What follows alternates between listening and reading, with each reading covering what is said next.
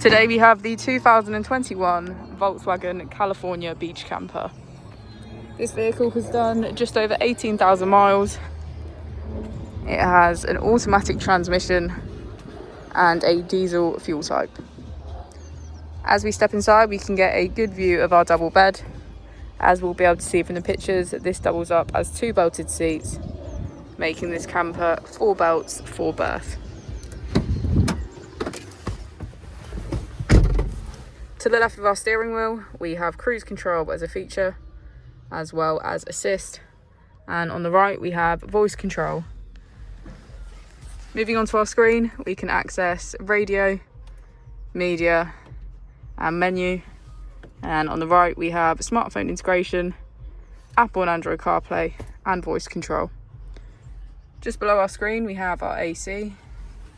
If we pan our camera around, we can get a good view of our pop top.